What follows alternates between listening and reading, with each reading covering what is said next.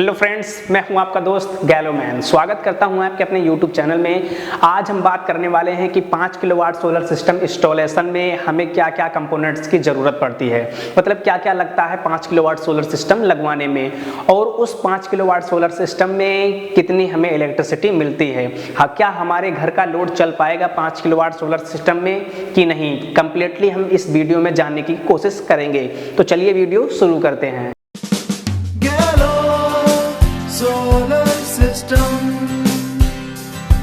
तो सबसे पहले हम ये जानने की कोशिश करेंगे कि 5 किलोवाट सोलर सिस्टम लगवाने में हमें क्या क्या कंपोनेंट्स लगते हैं।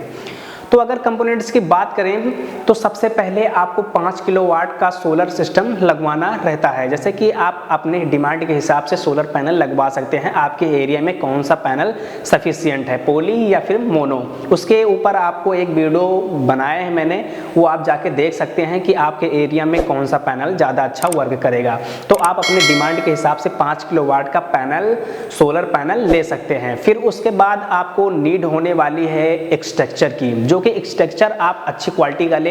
GI एक्सटेक्चर वो होता है जिसमें आपको काफ़ी लंबे समय तक चलता रहता है, उसमें आपको जंग वगैरह देखने को बहुत ही कम देखने को मिलता है। तो आप GI एक्सटेक्चर चूज कर सकते हैं। फिर उसके बाद आपको एक इन्वर्टर की ज़रूरत पड़ती है, जो कि सोलर इन्वर्टर होना चाहिए, जैसे कि MPPT इन्वर्टर होता है।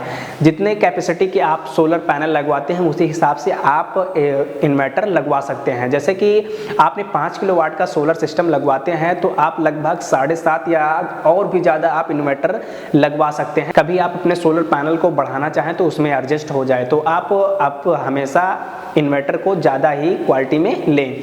अब उसके बाद आपको बैटरी की ज़रूरत पड़ती है कि आप अपने हिसाब से बैटरी डिमांड कर सकते हैं कि हमें कितना एनर्जी सेव करके रखना है रात के लिए, या फिर अगर ऑफ ग्रिड सोलर सिस्टम लगवाते हैं तब आपको बैटरी की नीड पड़ती है। अगर आप ऑन ग्रिड सोलर सिस्टम लगवाते हैं तो उनमें आपको बैटरी देखने को नहीं मिलता है। उसके बाद हम बात करते हैं कि उसमें आपको AC और DC वायर मिलता है, जो कि उसमें कनेक्ट करने के लिए तार वगैरह वायर लगता है। अब उसके बाद आपको एक रॉड मिलती है, जो कि एक कॉपर की रॉड होती है, जो कि एक अर्थिंग के लिए होता है। अब ये तो बात हो गई कि हमें क्या क्या कंपोनेंट्स लगते हैं 5 किलोवाट सोलर सिस्टम में, तो ये सारे प्रोडक्ट को आपको नीड रहती है। अब हम बात करते हैं कि इसे इंस्टॉल कैसे करते हैं। तो इंस्टॉल की बात करें तो जो आपको एक्सटेक्चर दिया जाता है वो आप उस जगह लगाएं जहां आपको अच्छी खासी धूप मिलती है। अब उस एक्सटेक्चर को हमेशा साउथ डायरेक्शन में लगाएं, क्योंकि साउथ डायरेक्शन का जो होता है वो दोनों तरफ से अच्छी सनलाइट मिल सकती है। तो हमेशा अपने एक्सटेक्चर को साउथ डायरेक्शन में लगा सकते हैं।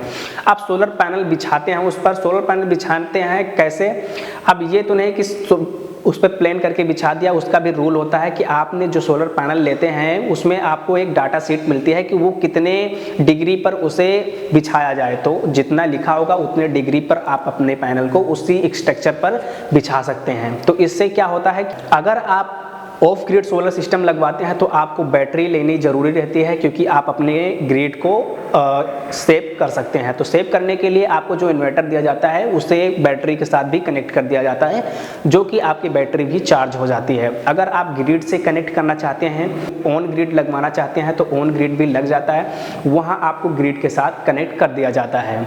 तो जैसे कि आप अपनी एनर्जी को सेव कर सकते हैं और ग्रिड के साथ भी कनेक्ट कर सकते हैं। तो ये आपको 5 किलोवाट सोलर सिस्टम में मिलता है।